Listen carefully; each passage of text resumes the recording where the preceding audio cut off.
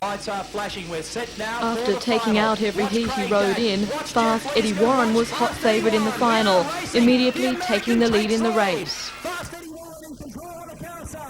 Where are the Aussie hotshots? Warren in control. The KX250. However, his glory was short-lived, with this early mistake costing Warren any hope of victory. He's pumping Seeing at the moment, his but he's got chance, himself in a bit of Australian strife, Jeff and made an Torres in assault on the control. lead. Here comes Jeff Lees. Lees round the outside. Jeffrey Lees the leader. Jeff Lees, once there, one down, was 19 to determined go. not to The give it kid's away, running hot. as the American had done. Lees remained in control of the dueling 20-lap final, with Craig Dack taking out second, and last chance qualifier Glenn Bell gaining third. This man hasn't. Big round of applause. The winner of the Steel City Supercross, WA's Jeff Lees. In the 125cc final, Australia again proved too good, with Mark Kirkland finding all the way to keep his lead from Eddie Warren. Now let's see if the Yank can start to show us some of his real fine style as a bulldog and come from behind. Although trying every manoeuvre he knew, Warren just couldn't meet the skill and speed of the Australian. Warren on the inside. Warren's going to take him all the way to the flag, but Kirkland's done it. He's done it. He goes to the checkered flag, and Mark Kirkland saves it, but just. Whoa! What an incredible race. Might have to.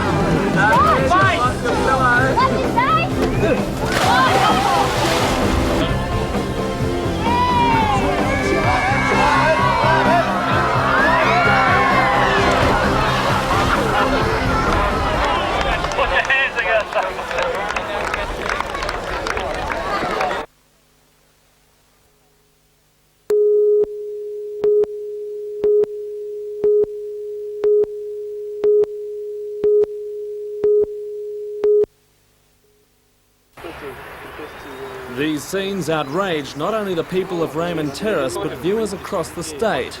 Police inquiries are continuing into the grisly shooting and bludgeoning of several sheep, goats and chickens on the school's grazing land on Sunday afternoon or night. They hope the reward will prompt witnesses to come forward. RSPCA Regional Director John Carter says the society is a charity and the money was put up by a private citizen. He says it's an indication of the disgust felt by animal lovers towards this senseless act. I do, because I'm heartily sick of seeing the way people needlessly kill animals and treat them this way after years of work of Relieving cruelty, we've still got this sort of thing with us, Tom. So I sincerely hope that information will be forthcoming to the police at Raymond Terrace and we can get on with inquiries. While police believe the $1,000 reward will be a sufficient incentive, the RSPCA is still prepared to accept donations towards that total, and that's on the strict understanding that if the reward isn't claimed, the money will be returned to the donors. I'm Tom Hilston for NBN News.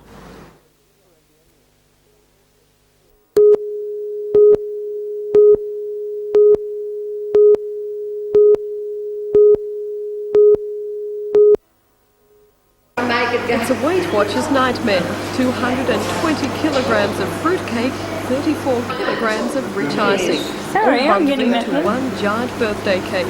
It's all part of the second longest birthday party to be held on the foreshore this Sunday from 11 o'clock.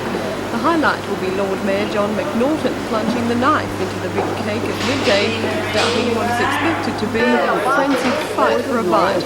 Getting a cake ready that size has been a mammoth job for its makers, the Newcastle Lions Club and Meals on Wheels. At Lambton's Meals on Wheels today, the spatulas were fairly flying as the team iced the last of the big slabs, and not before one important addition was made, $50 tokens, which will go to 2 lucky munchers on Sunday.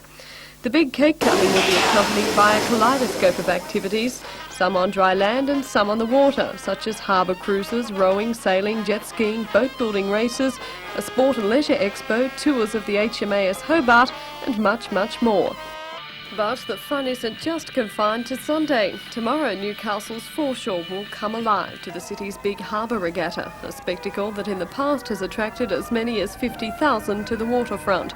This year, rowing and sail races will be accompanied by aerial displays, demonstrations from the water police and fire tugs, concerts, music, and of course, again, much, much more. And with so much happening, there's expected to be plenty of hearty appetites come midday Sunday when the big cake is cut.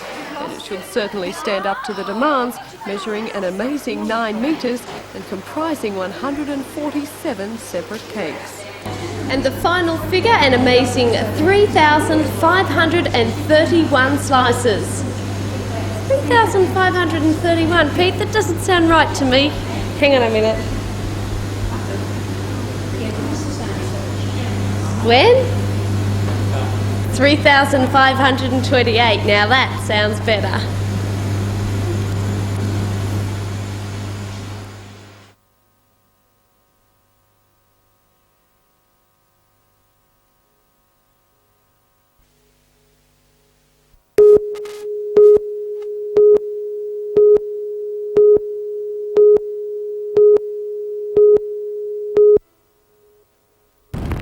Overnight leader Ken Glasson from the Coast Club in Sydney was one who found the morning conditions too difficult and shot a 78 to add to yesterday's fine 68.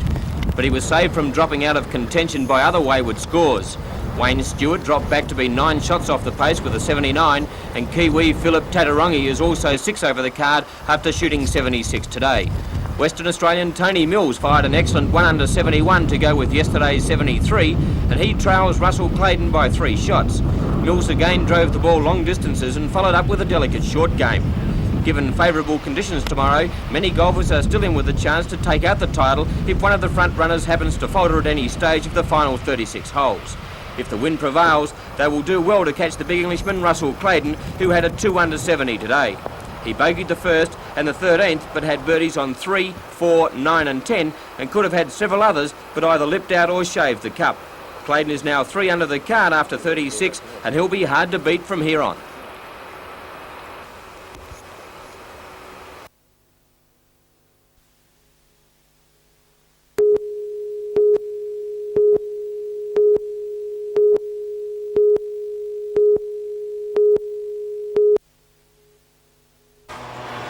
Doohan only just made the tournament after competing in the Australian Open mixed doubles.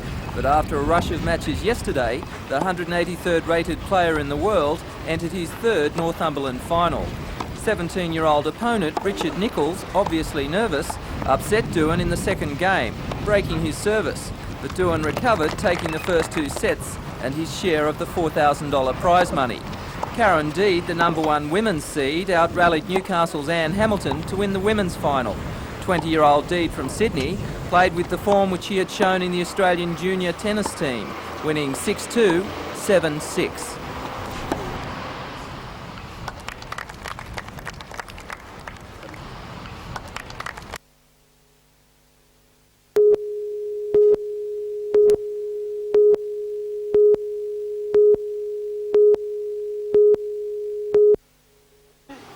During the final race of the championship, there were quite a few stoppages as drivers found it hard to keep control in the wet conditions.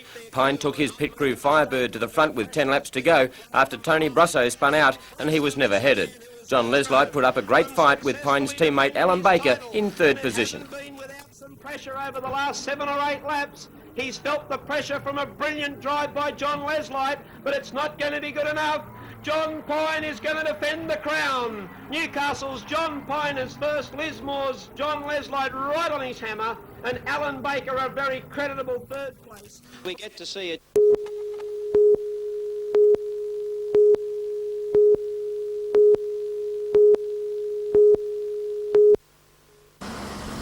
Mr Morris was accompanied by senior members of the National Occupational Health and Safety Commission and Sulphide executives on the tour. There are 600 employees here, most of them are men, and despite precautions, long-term industrial exposure still results in traces of the metal appearing in their bodies. This isn't considered harmful to women either, but its effect on an unborn baby could be serious. Lead has an effect on the developing baby, which starts within the womb, so that a pregnant lady is not at more risk than a male, but the baby is affected by much lower levels of lead than will affect an adult or even a more developed child. Mr Morris says that if women are to work alongside men in the industry, exposure to lead must be reduced. But he says the rights of women in the workforce must be balanced against the impact of restructuring an industry ranked as the largest producer of lead in the Western world. What we're going to look at over time is if one wanted to provide a much greater opportunity for employment of women, what would have to be done. Now that obviously would involve costs. It means balancing off the cost to the industry against the employment opportunity. Mr Morris says Stay Safe Australia will table a draft code of practices in March which will give all lead producers in Australia a restructuring timetable to meet new safety levels. The changes aren't expected overnight. Experts believe acceptable safety standards for women won't be achieved in the industry for decades.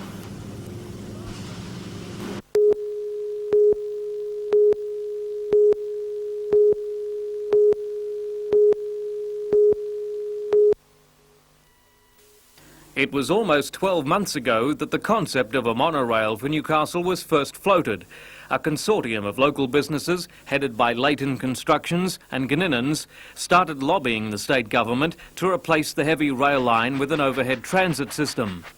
The idea is to free traffic flows between the city and foreshore, including a connection between Stewart Avenue and the industrial highway. The plan also calls for a major commercial, hotel and retail development of what is now known as the Honeysuckle Goods Yards. Now the consortium wants to extend the Novo Rail to meet the major northern rail line at Woodville Junction. What sort of a complex would you envisage being built there under your plan? Well, of course, it lends itself immediately to be a major transport interchange. It would be the interchange between the main electric railway line and the Nova Rail, but also it would serve as a destination for long-distance buses and perhaps some local urban buses that could terminate there. Transport Minister Bruce Baird has been supportive of the concept, but the project was shifted into Wal Murray's portfolio of state development. Since then, a much-awaited government report on the Nova Rail project has been frustratingly delayed. We're very happy with the response from the people of Newcastle. The response has been most favourable, but we're rather annoyed that we've had so many delays. Initially, Wal Murray, the Deputy Premier, promised that we would have an answer to the task force recommendations by mid-September. Here we are well into January, almost February, and no reply as yet. We understand Wal Murray has the task force report. We feel that he should promptly give the citizens of Newcastle an indication of what that report contains and what recommendations he's prepared to make on it. With retail business in the CBD having halved in the past 20 years, the consortium sees this project as vital to the city's future. But while this consortium instigated the plan, there is no guarantee that local contractors would get the work. The state government has indicated that a development of this size, if approved, would need to go to public tender.